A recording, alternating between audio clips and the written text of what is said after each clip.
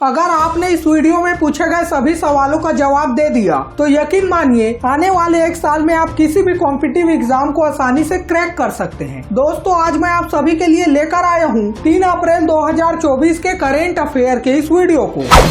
आज का पहला सवाल आप सभी के स्क्रीन पर है। हाल ही में विश्व के पहले ओम आकार के मंदिर का उद्घाटन कहाँ किया गया? ऑप्शन है गुजरात, उत्तराखंड, उत्तर प्रदेश या फिर राजस्थान में। अगर आपको इस सवाल का सही जवाब पता हो तो हमारे कमेंट बॉक्स में इसका उत्तर जरूर बताइएगा, और अगर न भी पता हो तो तुक्का लगाइएगा।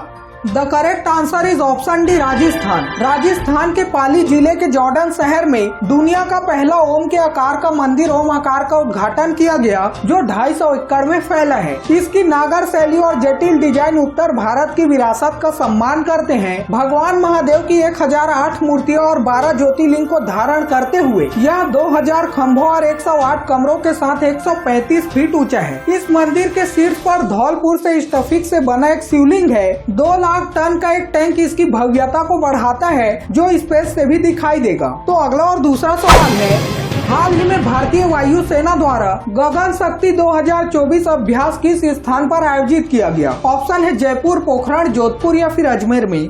उत्तर है ऑप्शन बी, पोखरण। भारतीय वायु सेना ने देश के सबसे बड़े वायु सेना अभ्यास गगन शक्ति 2024 का आयोजन राजस्थान के पोखरण शहर में किया। हर 5 साल में आयोजित होने वाला यह अभ्यास 1 अप्रैल 2024 को पोखरण के फील्ड फायरिंग रेंज में शुरू हुआ। पश्चिमी और उत्तरी मोर्चों पर युद्ध अभ्यास के साथ लगभग 10,000 वायु सैनिक भाग लेंगे। तो अगला और तीसरा सवाल है, उत्तर प्रदेश का गैंगस्टर राजनेता कौन था जिसकी मार्च 2024 में हार्ट अटैक से मृत्यु हो गई? ऑप्शन है मुख्तार अंसारी, ब्रिजेश सिंह, आयुष खान या फिर मोहम्मद शोएब।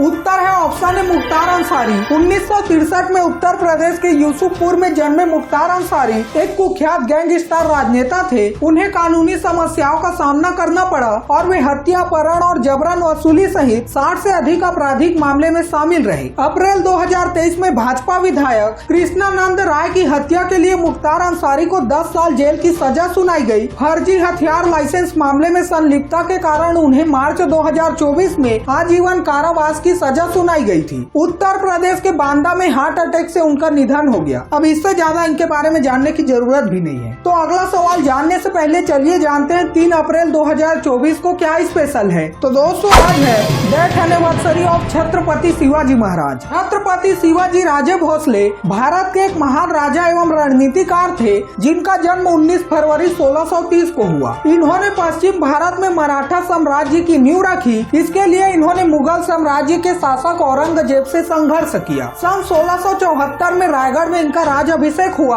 और छत्रपति बनी, और 3 अप्रैल 1680 को इनका देहांत हो गया। तो चलिए बढ़ते हैं अगले सवाल की तरफ। हाल ही में किसने लोकपाल के न्यायिक सदस्य के रूप में शपथ ली? ऑप्शन है AM खानविलकर, आलोक सिन्हा, रितु अवस्थी या फिर रविशंकर प्रसाद जी। उत्तर है ऑप्शन सी, रितु अवस्थी। न्यायमूर्ति ऋतुराज अवस्थी ने लोकपाल के न्यायिक सदस्य के रूप में शपथ ली। भारत के लोकपाल के अध्यक्ष न्यायमूर्ति AM खानविलकर ने उन्हें शपथ दिलाई। न्यायमूर्ति ऋतुराज जी इससे पहले भारत के 22वें विधि आयोग के अध्यक्ष के रूप में कार्यरत थे। वह कर्नाटक उच्च न्यायालय के मुख्य न्यायाधीश भी रह चुके हैं। वहीं पंकज कुमार और अजय तिर्की ने लोकपाल सदस्य के रूप में हाल ही में शपथ लिया है। तो अगला और 5वां सवाल है, हाल ही में चर्चा में रहा पॉपोकैटपेटल ज्वालामुखी किस देश में स्थित है? ऑप्शन है जापान, मैक्सिको, इटली या फिर Kenya. The correct answer is option B, Mexico. Mexico के राष्ट्रीय आपदा निवारण केंद्र के अनुसार पॉपोकैटपेटल ज्वालामुखी में पिछले महीने कई बार विस्फोट हुए। पॉपोकैटपेटल ज्वालामुखी देश की राजधानी से सिर्फ 50 मील की दूरी पर स्थित है। और अगर बात की जाए मैक्सिको देश की, तो मैक्सिको उत्तरी अमेरिका के दक्षिण भाग में स्थित एक देश है। क्षेत्रफल की दृष्टि से यह दुनिया का 13वां सबसे बड़ा देश है। तो अगला सवाल जानने से पहले अगर आपको करेंट अफेयर के साथ अप टू डेट रहना पसंद है तो इस वीडियो को लाइक और चैनल को सब्सक्राइब या फॉलो करके कमेंट में इस वीडियो के लास्ट में पूछे गए सवाल का जवाब जरूर बताइएगा। तो अगला सवाल है, भारत की पहली आर्टिफिशियल इंटेलिजेंस मतलब AI आधारित फिल्म का नाम क्या है? ऑप्शन है नोवा, टेक्नोसागर, इंद्रधनुषी या फिर इरा।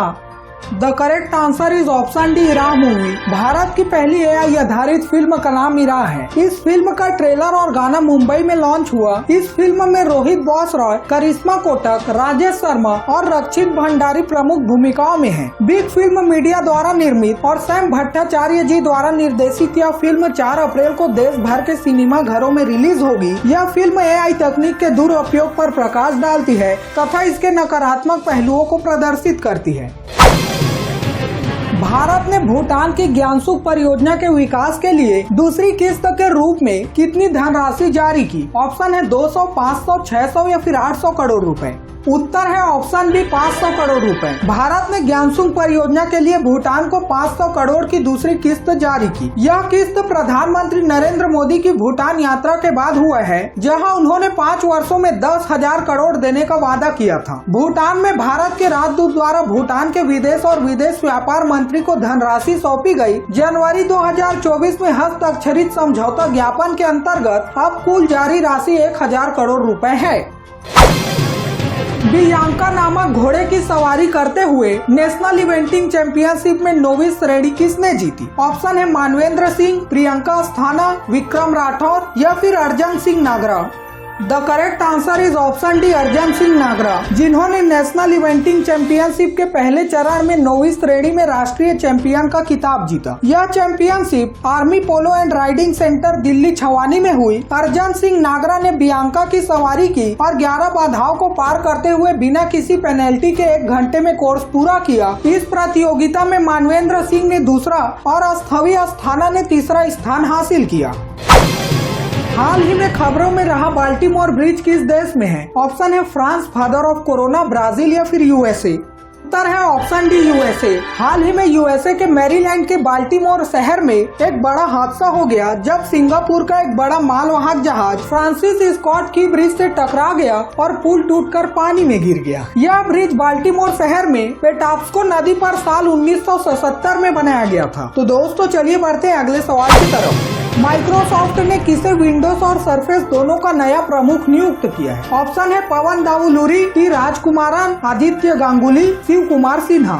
उत्तर है ऑप्शन है पवन दाऊलूरी। माइक्रोसॉफ्ट ने भारतीय प्रौद्योगिकी संस्थान मतलब IIT मद्रास के स्नातक पवन दाऊलूरी को विंडोज और सरफेस दोनों का नया प्रमुख नियुक्त किया है। पवन दाऊलूरी ने पिछले विंडोज प्रमुख मिखाइल पारखीनी का स्थान लिया है। तो अगला सवाल है, बजर बजने के कारण आज की प्रश्नोत्तरी यहीं पर समाप्त करनी पड़ेगी। उससे पहले चलिए जानते हैं कल के सवाल का सही जवाब क्या था। कल के सवाल का सही जवाब है ऑप्शन ए, महाराष्ट्र। 12 ज्योतिर्लिंग में सबसे ज्यादा ज्योतिर्लिंग मतलब 5 ज्योतिर्लिंग भारत के महाराष्ट्र राज्य में स्थित है। तो दोस्तों चलिए देखते हैं आज का सवाल क्या है। सेना कमांडर सम्मेलन 2024 वास्तविक रूप से कहाँ आयोजित किया जाएगा? ऑप्शन है नई दिल्ली, तमिलनाडु, महाराष्ट्र या फिर राजस्थान। अगर आपको इस सवाल का सही जवाब पता हो तो हमारे कमेंट बॉक्स में इसका उत्तर जरूर बताइएगा, और अगर ना भी पता हो तो तुक्का तो लगाइएगा। कल फिर मिलते हैं 4 अप्रैल 2024 के करेंट अफेयर के वीडियो के साथ। तब तक के लिए बाय बाय, जय हिंद, जय भारत।